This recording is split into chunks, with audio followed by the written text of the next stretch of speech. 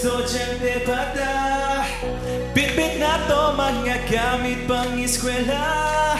Excited ang tanan pagsuot sa atong room. Mga bagong classmates at tuwang maamigo. Di na dyan mapuga ng bakting sabi. Medyo cool ba pero di lang kumakte. Ug sa dihang giilantang tanan ni ma'am. Iisang lapis sa katong gustong makaton. Sa kini nga lapis ato na pagasudan. Sa kini nga lapis ato silang tagaan. Sa ilang higayon aron mas makaton. Sa kini nga lapis mas hayag ilang kaugmaon.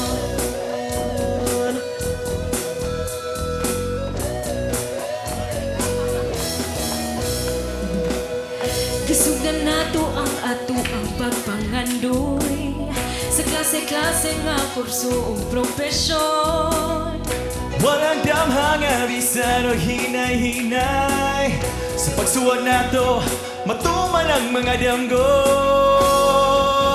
Sa kini nga lapis ato na pagasudan. Sa kini nga lapis ato silang tagaan. Sa ilang higayon aron mas makaton. Sa kini nga lapis mas hayag ilang kaugmaon.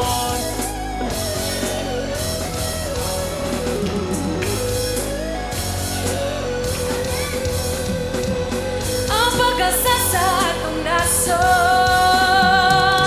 Ang pag-asa sa pag-asenso. kay naa sa atong kabataan. Atong isuwat ang hayag nga kaugmaon.